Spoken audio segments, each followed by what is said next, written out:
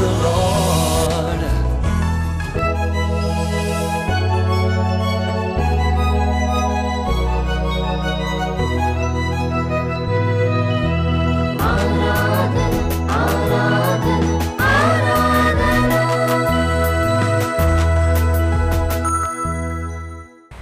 Praise the Lord. Doordarshan Yadagiri ప్రేక్షకులకు ప్రభు అయిన యేసుక్రీస్తు నామంలో శుభములు. ఆరాధన క్రైస్తవ భక్తి గీతాల కార్యక్రమానికి ప్రేమతో ఆహ్వానం. తండ్రి వక్షస్థలము నుండి దేవదేవుని ప్రియపుత్రుడు పడతి గర్భమున తనయుడై ఈ భువికి ఉద్భవించెను. మనము దేవుని బిడ్డల మగుటకు ఆయన మనుష్య కుమారుడు ఆయను. ఆయన పుట్టుక మహారాజులను భయభ్రాంతులను చేసింది. బాలుడిగా ఆయన జ్ఞానం మేధావులను సందిగ్ధపరిచింది. యువకుడిగా ప్రకృతిని శాసించాడు. అగాధ జలములపై నడిచి ఘోషించు సంద్రములను నిమ్మలపరిచి ఆ దేవాది దేవుడు ప్రతిఫలం ఆశించని మహావైద్యుడై జనసమూహములలో పలు రుగ్మతలను ఏ ఔషధము లేకుండానే దైవశక్తి అనే పరమౌషధంతో స్వస్థపరిచాడు. అటువంటి దేవాది దేవుడు మానవుల రక్షణార్థం శిలువపై వ్రేలాడి ఆయన ప్రత్యామ్నాయ మరణం పొందిన ఈ రోజును ప్రపంచవ్యాప్తంగా శుభ శుక్రవారంగా జరుపుకుంటారు.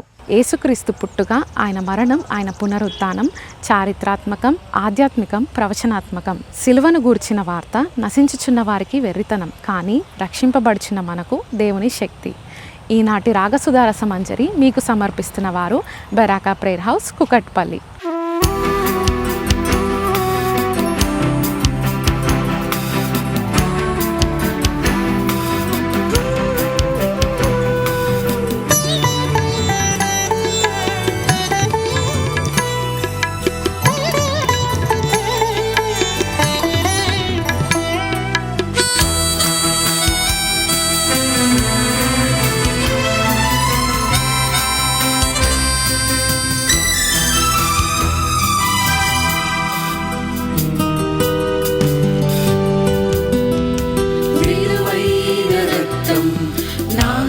కాచితివి విలువలేని నాకు విలువనిచ్చితివి, విలువైన రక్తం నాకై కాచితివి, విలువలేని నాకు విలువనిచ్చితివి.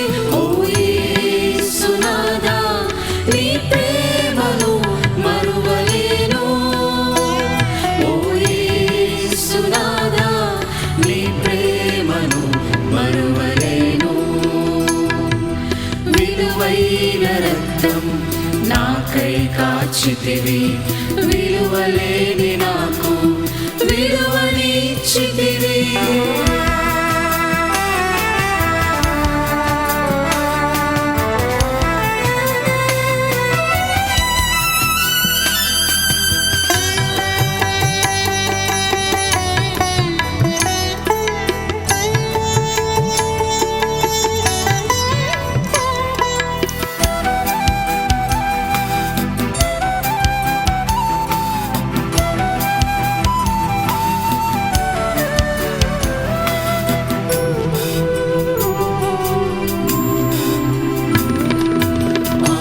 పాపదోషములచే నే చచ్చి ఉండగా నీ ప్రేమతో నన్ను బ్రతికించితివి.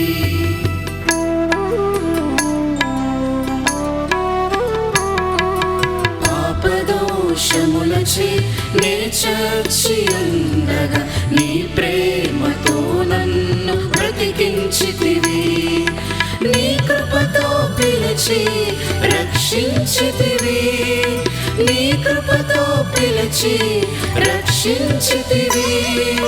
నన్ను చేరదీసితివి ప్రభువా, నన్నాదరించితివి.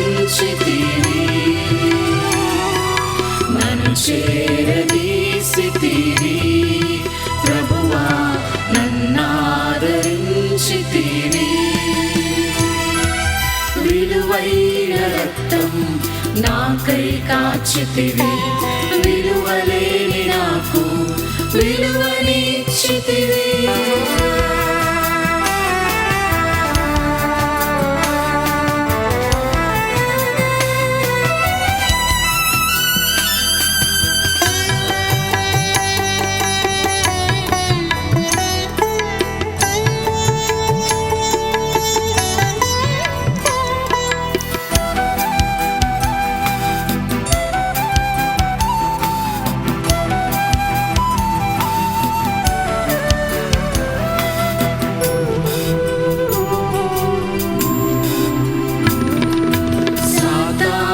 చెరలో బందీనయ్యుండగా నీ దయతో నన్ను విడిపించితివి.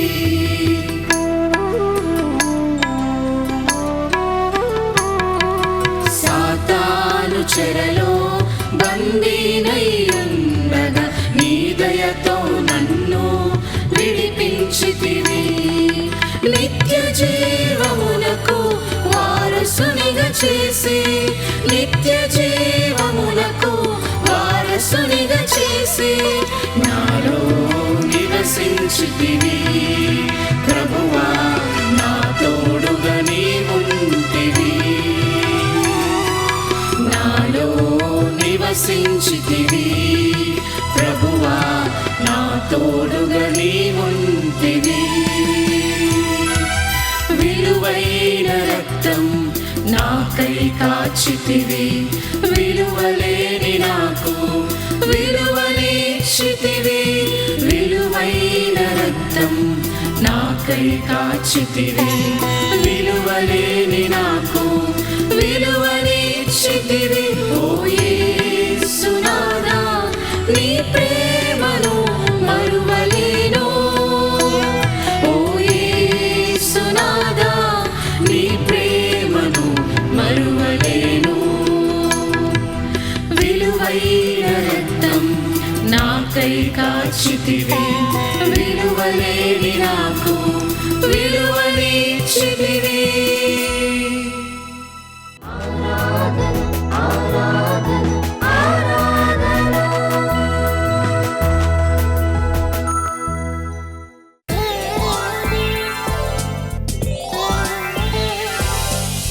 వాక్యముతో నన్ను పెంచి స్వస్వరాలను వినిపించావు. Praise the lord. Doordarshan Yadagiri ప్రేక్షకులందరికీ గుడ్ ఫ్రైడే శుభాకాంక్షలు తెలియచేస్తున్నాను. ఈ ప్రత్యేకమైన సందర్భంలో మిమ్మల్ని ఈ విధంగా చూడడాన్ని బట్టి నేను ప్రభుని ఎంతగానో స్తుతిస్తున్నాను. సంవత్సరానికి 365 రోజులని మనకు తెలుసు. అందులో 52 శుక్రవారాలు ఉంటాయి. మరి ఏ శుక్రవారానికి కూడా శుభ శుక్రవారం అనే పేరు లేదు, గుడ్ ఫ్రైడే అనే పేరు లేదు. యేసుక్రీస్తు మరణించిన ఈ యొక్క శుక్రవారానికి గుడ్ ఫ్రైడే అనే పేరు రావడం ఎంత ఆశ్చర్యకరమో కదా. అంటే మిగతా శుక్రవారాలన్నీ చెడ్డవి, ఇదేదో మంచిది అని కాదు, కానీ మానవ జీవితానికి మానవునికి శుభాన్ని కలిగించేటువంటి అద్భుతమైన సందర్భాన్ని గుర్తు చేసిన దినం ఇది. ఏం జరిగింది ఈ దినములో? ఇది శుభ శుక్రవారం అని ఎందుకు చెప్పబడింది, గుడ్ ఫ్రైడే అని ఎందుకు చెప్పబడింది? ఈరోజు ప్రపంచంలో 200 పైగా దేశాలు ఉన్నాయి. మీరు ఏ దేశానికి వెళ్ళినా ఈ శుక్రవారాన్ని గుడ్ ఫ్రైడే అంటారు. అనేక లక్షల కోట్ల మంది ప్రజలు దీనిని పండుగగా జరుపుకుంటారు. ఎందుకు ఇంత ప్రత్యేకత దీనికి ఏర్పడింది, ఎందుకు దీనికి ఇంత విలువ ఏర్పడింది అని అంటే, ఈరోజు ఒక అద్భుతం జరిగింది ప్రియులారా. ఏం జరిగిందో తెలుసా? ఒక ఆయన చనిపోయాడు. ఒక ఆయన చనిపోతే అది శుభవేళ అవుతుంది. ఒక ఆయన చనిపోతే, ఒకరు చనిపోతే అది అశుభం అవుతుంది కదా, అది దుఃఖదినం అవుతుంది కదా. ఇది శుభదినం ఎలా అవుతుంది అని అనుకోవచ్చు మీరు. నిజమే, మనకి మరణం అనే పేరు వినబడినా, ఎవరైనా మరి చనిపోయారనేటువంటి మాట వినబడినా మనకి విచారం కలుగుతుంది, బాధ కలుగుతుంది. కానీ ప్రియులారా, ఈ గుడ్ ఫ్రైడే రోజు ఒక ఆయన మన కొరకు చనిపోయారట. అది మనం బాధపడే దినం కాదు, అది మనం దుఃఖపడే దినం కాదు, మనం ఎగిరి గంతులు వేయవలసిన దినం, మనం ఎంతో సంతోషించవలసిన దినం. అదెందుకో తెలుసా? ఆయన చనిపోయింది ఆయన చేసిన పాపానికి కాదు, తన పాపానికి వచ్చే శిక్ష ద్వారా మరణించలేదు, కానీ మానవాళి రక్షణ కొరకు మనిషిగా పుట్టిన ప్రతి ఒక్కరికి జీవం ఇవ్వడానికి, వారిని బ్రతికించడానికి ఈయన చనిపోయాడు అని చెప్తే మీకు ఆశ్చర్యంగా ఉందా? మీకు అర్థం కావట్లేదా? యేసుక్రీస్తు అనేటువంటి ఒక అద్భుతమైన వ్యక్తి ఈ లోకానికి వచ్చాడండి. ఆయన మనందరి కొరకు మరణించాడు. అదే ఈ శుభ శుక్రవారం యొక్క గుర్తింపు, అదే ఈ గుడ్ ఫ్రైడే యొక్క అర్థం ప్రియులారా. యేసుప్రభు ఎందుకు అందరి కొరకు మరణించాడు? ఎక్కడైనా ఎవరైనా ఎప్పుడైనా మనకి ఇది మీ కొరకే తెచ్చానండి అనేది గిఫ్ట్ ఇచ్చారనుకోండి, ఇది ఇది మీ కొరకే కొన్నానండి అని ఏదైనా ఒక మంచి వస్తువు ఇచ్చారనుకోండి, ఇది మీ కొరకే వండేనండి అని ఎవరైనా మనకు ఒక మంచి వంటకాన్ని అందించారనుకోండి, మన హృదయం ఎంతో ఆనందపడుతుంది కదా. నా కొరక, నాకంత విలువ ఉందా, నన్నంత ప్రేమిస్తున్నావా అంటూ మనం ఆనందిస్తూ ఉంటాం. వాస్తవం చెప్పాలంటే ఈరోజు ఇది నీ కొరకే, ఇది నీ కోసమే అనేటువంటి మాటలు చాలా కరువైపోయినాయి. నీ కొరకే, మన కొరకే అనే మాట వినబడ్డం ఎంత ఆనందకరం కదండి. ఈ రోజుల్లో చాలామంది సూసైడ్ ఎందుకు చేసుకుంటున్నారో తెలుసా?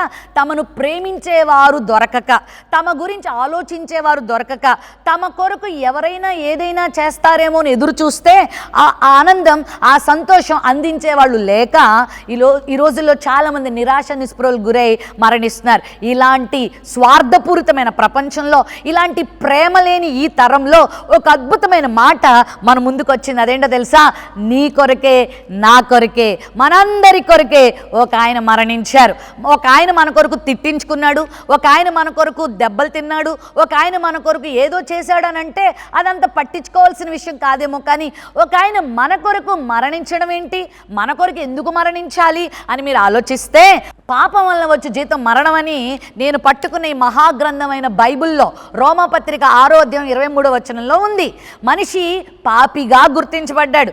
మానవులమైన మనమందరం కూడా పాపులమని బైబిల్ చెప్తుంది. బైబిలే కాదు, ప్రతి మత గ్రంథం కూడా చెప్తుంది. మరి మా తల్లి పూర్వీకులు మరి యేసుక్రీస్తు ప్రభును దేవునిగా కలిగి ఉండని దినములలో వారు అనేకమైనటువంటి దేవత ఆరాధన చేస్తూ ఉండేవాళ్ళు, దేవుణ్ణి అన్వేషిస్తూ ఉండేవాళ్ళు. అలాంటి సందర్భంలో వాళ్ళు ఒక విషయం గుర్తించారు. అదేంటంటే పాపోహం పాపకర్మ పాపాత్మ పాప సంభవ త్రాహిమాం కరుణగత వత్సలి యుగే యుగే అని వాళ్ళు ఉదయాన్నే లేచి దేవుణ్ణి ప్రార్థించేవారు. దాని అర్థం ఏంటంటే, ఓ భగవంతుడా, మేము పాపులం, మా పితరులు పాపులు, మా జీవితం పాపం, మా క్రియలు పాపం, మా చూపులు పాపం, మా అంతము చివరికి మరణానికి వెళ్తుంది. ఎందుకంటే తప్పు చేసిన వాడికి శిక్ష ఉంటుంది. ఆ శిక్ష ఏంటంటే మరణం, భయంకరమైన నిత్య నరకం, పున్నామ నరకం. దీని నుండి ఎవరు తప్పిస్తారని వాళ్ళు ఎన్నో యుగాలుగా, సంవత్సరాలుగా ప్రార్థనలు చేస్తూ వచ్చారు.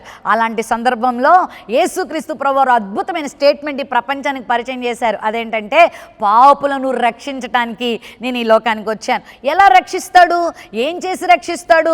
మాటలతో, లీలలతో, మాయలతో మనిషికి రక్షణ దొరకలేదు. మనిషిని రక్షించాలంటే సర్వ పాప పరిహారం, రక్త ప్రోక్షణ ఆవశ్యకం, తద్రక్తం పరమాత్మైన పుణ్యదాన బల్యాగమని మరలా వారే మరొక విషయాన్ని కనిపెట్టారు. ఈ బైబిల్ గ్రంథంలో కూడా తెలియచేయబడింది. మనము పాపులమై ఉండగా, మనం భక్తిహీనులమై ఉండగా, మనము శత్రువులమై ఉండగా మనల్ని రక్షించుట కొరకు యేసుక్రీస్తు మన కొరకు చనిపోయెను, యేసుక్రీస్తు మన కొరకు రక్తము చిందించెను అనే మాటలు మనం చూస్తాం. మన పాపమును ఒప్పుకుంటే ఆయన నమ్మదగిన వాడు, నీతిమంతుడు గనుక మన సమస్త పాపముల నుండి ఆయన మనల్ని పవిత్రులుగా చేస్తాడని వాక్యం ఉంది. ఎలా పవిత్రులుగా చేస్తాడు అనంటే, తాను కార్చిన రక్తము ద్వారా, తాను మన కొరకు మరణించుట ద్వారా, శిక్ష అనుభవించుట ద్వారా ఆయన మనందరి కొరకు ఈ గొప్ప బలియాగాన్ని సిద్ధపరిచి పాప ప్రాయశ్చిత్తాన్ని చేసి మనకు పాప పరిహారాన్ని సిద్ధపరిచాడు. ప్రియులారా, యేసుక్రీస్తు అందుకే మరణించాడు. మరి తనను కొడుతుంటే, తనని హింసిస్తుంటే, తనని చంపుతుంటే ఆయన నోరెందుకు తెరవలేదు?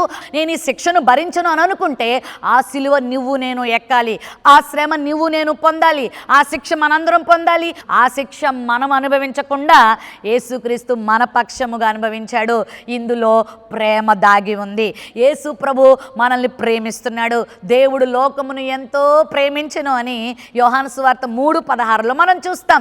ప్రియుడు ప్రియురాలు అనిపించుకుంటూ ఏదైనా అవసరం తీరకపోతే, ఏదైనా కోరిక తీర్చకపోతే వాళ్ళని చంపి పడేస్తున్నటువంటి లోకంలో ఉన్న వ్యక్తులు మనం చూడట్లేదా? కానీ ఈరోజు ప్రేమకు నిదర్శనం యేసుక్రీస్తు. ప్రియులారా, ఈ గుడ్ ఫ్రైడే ఏంటో తెలుసా? ప్రేమను చూపించిన పండుగ. ఈరోజు ప్రపంచంలో చాలామంది దేని కొరకు వెతుకుతున్నారో తెలుసా? ప్రేమ కోసమే. లేదండి, డబ్బు కోసం, జ్ఞానం కోసం, పలుకుబడి కోసం అని చాలామంది అనుకోవచ్చు. కానీ దీని వెనకాల ఉన్నటువంటి అంతరార్థం ఏంటో తెలుసా? ప్రేమించేవారు నాకు ఉంటే బాగుండు. బాగా డబ్బు సంపాదిస్తే ప్రేమించేవారు దొరుకుతారు. మరి జ్ఞానాన్ని సంపాదిస్తే, విద్యను సంపాదిస్తే నన్ను అభిమానించే వాళ్ళు ఎక్కువ అవుతారు అనుకుంటున్నాము. కానీ విచారకరమైన విషయం ఏంటంటే, ఈ బాటలో ప్రయాణం చేసి ఉన్న ప్రేమను కూడా కోల్పోతున్నాం. ప్రియ దేవుని బిడ్డలారా, యేసుక్రీస్తు లోకంలో నీ కొరకు నా కొరకు ఎందుకు మరణించాడో తెలుసా? ఈ ప్రేమను నీకు అందించటానికే. ఇదిగో ఆయన నీ కొరకు మరణించి, నానా ఇదిగో నిన్నెంత ప్రేమించానో చూడు, నేను ప్రేమిస్తున్నాను అని నా మాటలతో కాదు, ఇదిగో నా క్రియలతో, నా యొక్క మరి బలియాగముతో నేను నీకు బయలుపరిచానని యేసుక్రీస్తు ప్రభువారు శిలువ మరణానికి వచ్చాడు. రోమా ప్రభుత్వం వారు దుర్మార్గులకు, భయంకరమైన నేరస్తులకి చాలా రకాల శిక్షలు విధించేవారు. అందులో చిన్న చిన్నవి మొదలుపెట్టి చివరి శిక్ష వరకు తీసుకొచ్చేవారు. ఆ చివరిదే ఆ అమానుష్యమైనటువంటి చర్య ఏంటంటే సిలువ వేయుట. ముందుగా కొరడాలతో కొట్టించటం, లేకపోతే రాళ్లతో కొట్టించడం, ఏవో రకరకాల శిక్షలు ఉండేవి. కానీ వీడు చాలా కిరాతకుడు, వీడు చాలా భయంకరమైన నేరస్తుడు అనుకున్న వాళ్ళకి సిలువ విధించేవాళ్ళు. మరి యేసుప్రభు వారు ఏం కిరాతక పనులు చేశాడు? యేసుప్రభు వారు ఏ అమానుష్యమైన చర్యలు చేశాడు? యేసుప్రభు వారు ఏ భయంకరమైన కార్యాలు భూమి మీద చేశాడు? ఆయన 33.5 సంవత్సరాలు ఈ భూమి మీద బ్రతికి ఎంతమందికి ఆయన జీవితాన్ని ఇచ్చాడో తెలుసా? ఎంతమంది జీవితాలకి ఆయన ఆనందాన్ని ఇచ్చాడు, ఎంతమందికి ఆయన ఓదార్పునిచ్చాడు. ఇదిగో ఎన్నో భయంకరమైన పాప భూయిష్టమైన జీవితాలలో ఆయన వెలుగును నింపి వారి జీవితాలకు ఆదరణ ఇచ్చాడు. అలాంటి వాడిని ఎందుకింత భయంకరమైన అమానుష్యమైన చర్యకు గురి చేశారో తెలుసా? యేసుక్రీస్తు ప్రభువారు మానవాళ్ళ రక్షణ కొరకు ఆ బలియాగము చేయవలసి ఉంది. అమానుష్యమైన ఆ చర్యకు ఆయన గురి కావలసి ఉంది. ప్రియులారా, బైబిల్లో యేసు ప్రభు గురించి ఒక మాట ఉంది, లోక పాపములను మోసుకొని పోవు దేవుని గొర్రెపిల్ల అనే పేరు. అందరి పాప శిక్ష ఆయన ఒక్కడే భరించాలి. కాబట్టే ఇంత అమానుష్యమైన చర్యలకు ఆయన గురవ్వాల్సి వచ్చింది. ఏ నేరస్తుడైనా కొరడా దెబ్బలు కొడుతుంటే కొట్టేవాళ్ళు కళ్ళు పడిపోతారట. 10 కొరడా దెబ్బలు కనుక తింటే ఖచ్చితంగా నేరస్తుడు చనిపోవడానికి కూడా సిద్ధమైపోతాడు. ఎందుకంటే చనిపోయే పరిస్థితి దాపురిస్తుంది. కానీ యేసు ప్రభుని 39 దెబ్బలు కొట్టారు. అయినా ఆయన ఓర్చుకున్నాడు, అయినా ఆయన సహించాడు. భయంకరంగా ఆయన దేహం అంతా రక్తసిక్తం అయిపోతున్నా ఒక్క మాట కూడా ఆయన పలకలేదు. ప్రియులారా, భయంకరమైనటువంటి ఆ సిలువను ఆయనకి అప్పగించి ఆ యెరూషలేము వీధుల్లో ఆయన ఊరేగిస్తుంటే, ఆయనని కొరడాలతో కొడుతుంటే, రాళ్లతో కొడుతుంటే ఒక మనిషిగా ఆయన అవన్నీ అనుభవించాడు. బండ మోకలు లాంటి భయంకరమైన మేకులు తీసుకొచ్చి యేసుప్రభు చేతుల్లో కాళ్ళల్లో గుచ్చుతుంటే నోరు తెరవకుండా భరించాడు. ఆ రక్తధారలు ఆయన చేసిన బలియాగమే ఈరోజు నీకు నాకు రక్షణ కలిగిస్తుంది. నిత్య నరకము నుండి, ఉగ్రత నుండి, ఏ పాపం వల్ల అయితే మనము శిక్షను పొందబోతున్నామో, ఏ పాపం వల్ల అయితే మనము పున్నామ నరకానికి వెళ్ళబోతున్నామో, ఏ పాపం వల్ల అయితే మనము నిత్య ఉగ్రతను అనుభవించబోతున్నామో దానంతటిని ఆయన సిలువలో భరించేశాడు. ఇప్పుడు ఎవరైతే యేసుక్రీస్తు ప్రభుని నా కొరకు ఈయన మరణించాడని నమ్ముతారో వాళ్ళు ఏ కులమైనా, ఏ మతమైనా, ఏ ప్రాంతమైనా, ఏ దేశమైనా, ఎవరైనా యేసు ప్రభు నా కొరకే మరణించాడని నమ్మితే వాళ్ళకి గొప్ప రక్షణ వచ్చేసిందండి. నువ్వు యాగాల ద్వారా, జపతపాల ద్వారా, ప్రార్థనల ద్వారా, కానుకల ద్వారా, దాన ధర్మాల ద్వారా, నీ గొప్ప స్వంత క్రియల ద్వారా, నీతి క్రియల ద్వారా పొందలేని గొప్ప రక్షణ యేసు ప్రభునందు విశ్వాసం ఉంచడం ద్వారా వచ్చేస్తుంది. ప్రియులారా, ఈరోజు ఆ రక్షణ కొన్ని కోట్ల మంది ప్రపంచవ్యాప్తంగా అనుభవిస్తున్నారు. కొన్ని కోట్ల మంది విడుదలను అనుభవిస్తున్నారు. యేసు ప్రభు నా కొరకే మరణించాడని ఈరోజు నువ్వు నమ్మగలిగితే ఆయన నీ పాపం నుండి నిన్ను క్షమిస్తాడు, నిన్ను కడిగి వేస్తాడు. ఒకవేళ ఈ మాటలు వింటున్న మీలో ఎవరైనా ఏ పాపముతో మీరు జీవిస్తున్నా సరే ఈరోజు మీకు నిరీక్షణ ఉంది. యేసు ప్రభు పాపినైనా నన్ను రక్షించమని అడిగితే ఇప్పుడే తన రక్తముతో నిన్ను ఆయన కడిగేస్తాడు. ప్రియులారా, ఇదిగో నువ్వు ఒకవేళ దొంగవి కావచ్చు, నువ్వు ఒకవేళ వ్యభిచారివి కావచ్చు, నువ్వు ఒకవేళ రౌడీ షీటర్వి కావచ్చు, నువ్వు ఒక భయంకరమైన కూనీదారుడు కావచ్చు, ఒక కోపిస్టువి కావచ్చు, ఒక శాడిస్టువి కావచ్చు, ఒక దుర్మార్గుడు కావచ్చు, లేక ఒక వేషధారివి కావచ్చు, లేకపోతే పైకి మంచిగా కనబడుతున్న లోపల భయంకరమైన రహస్య పాపాలతో జీవిస్తూ ఉండొచ్చు. నీ భార్యను మోసం చేస్తూ ఉండొచ్చు, నీ భర్తను మోసం చేస్తూ ఉండొచ్చు, నీ తల్లిదండ్రులకి బాధ కలిగించే అవిధేయురాలుగా నువ్వు జీవిస్తూ ఉండొచ్చు.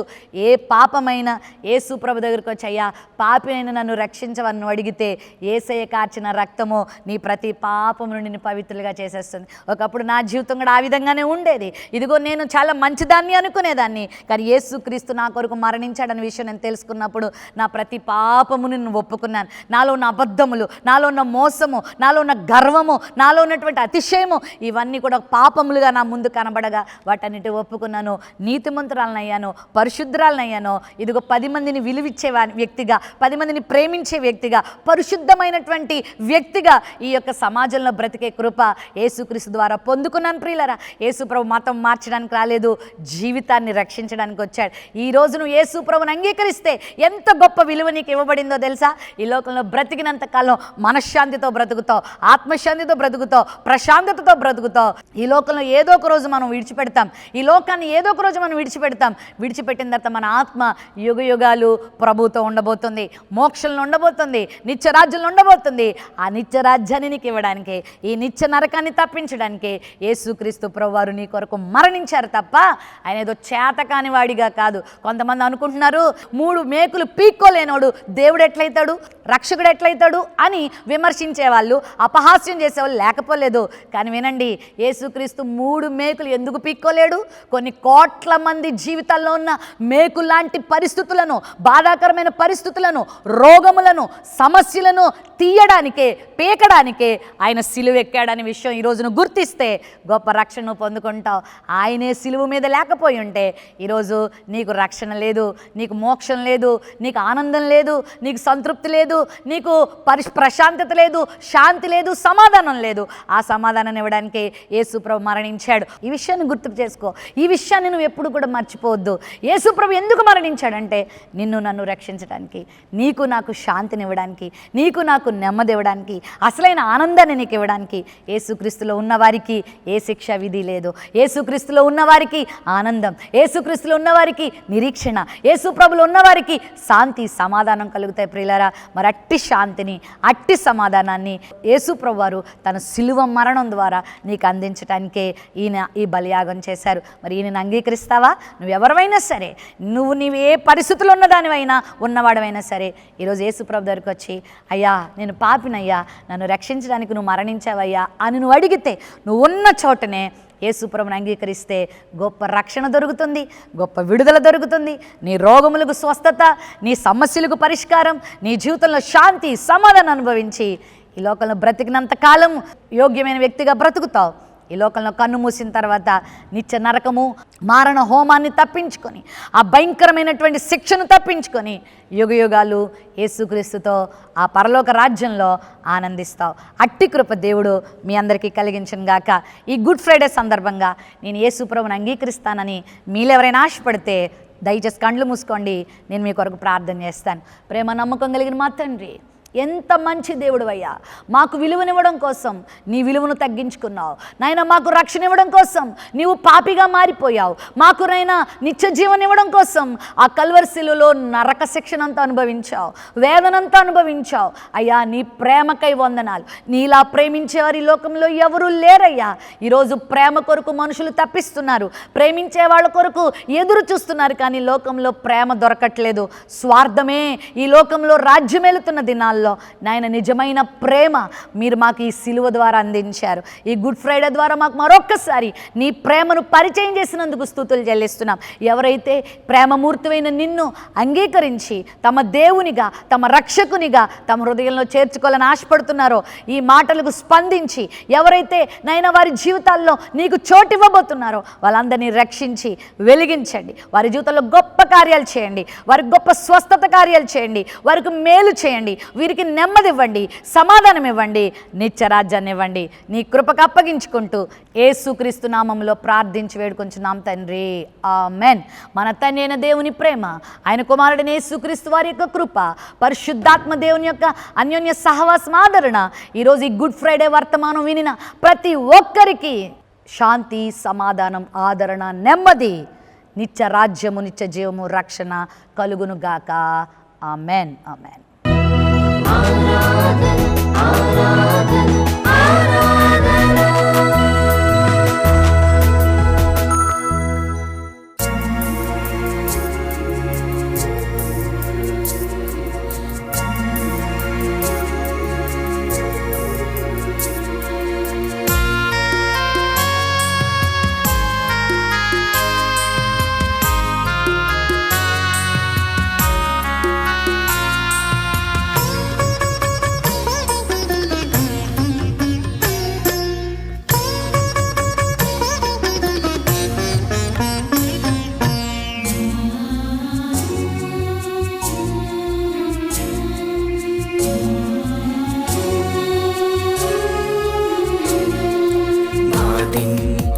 బాధింపబడుచున్నను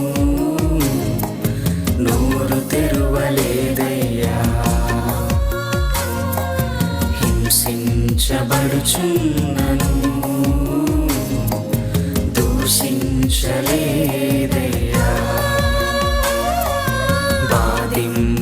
బాధింపబడుచున్నను నోరు తెరువలేదయ్యా హింసించబడుచున్నను దూషించలేదయ్యా యేసయ్యా నీ ప్రేమ వర్ణించలేనిది యేసయ్యా నీ కరుణ వెలకట్టలేనిది యేసయ్యా నీ ప్రేమ వర్ణించలేనిది యేసయ్యా నీ కరుణ వెలకట్టలేనిది యేసయ్యా నీ కృప వివరించలేనిది యేసయ్యా నీ కృప వివరించలేనిది బాధింపబడుచున్నను నోరు తెరువలేదయ్యా హింసించబడుచున్నను దూషించలేదయ్యా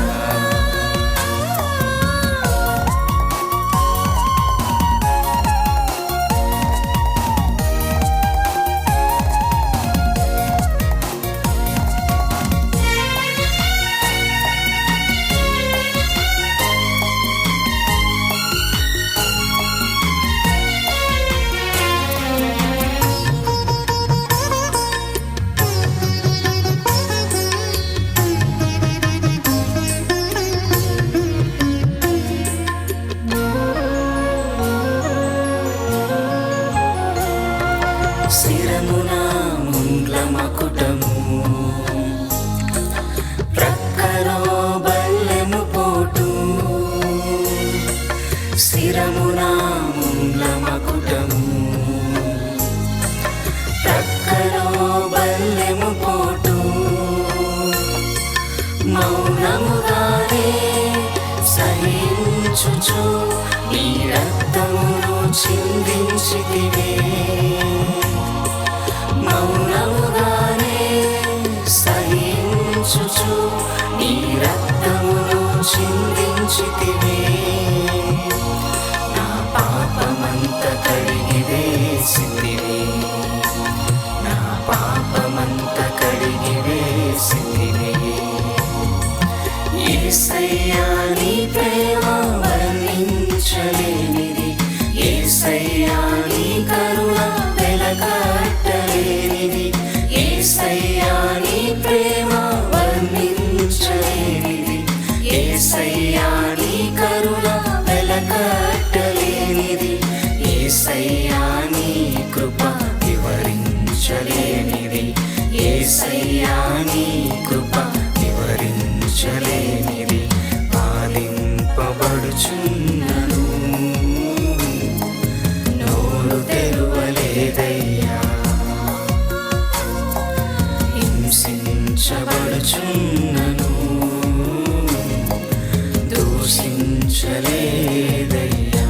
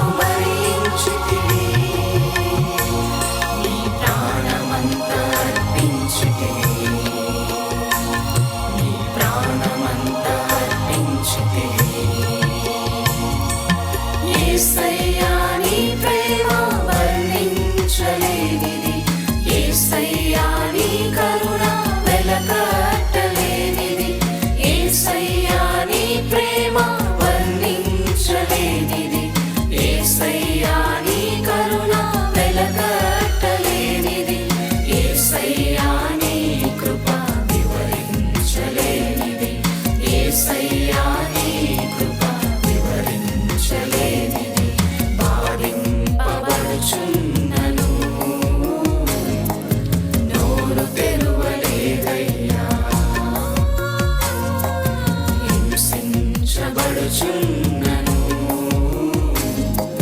దూషించలేదయ్యా బాధింపబడుచున్నను నోరు తెరువలేదయ్యా హింసించబడుచున్నను దూషించలేదయ్యా యేసయ్యా నీ ప్రేమ వర్ణించలేనిది యేసయ్యా నీ కరుణ వెలకట్టలేనిది యేసయ్యా నీ ప్రేమ వర్ణించలేనిది యేసయ్యా నీ కరుణ వెలకట్టలేనిది యేసయ్యా నీ కృప వివరించలేనిది యేసయ్యా నీ కృప వివరించలేనిది బాధింపబడుచున్నను నోరు తెరువలేదయ్యా హింసించబడుచున్నను దూషించలేదయ్యా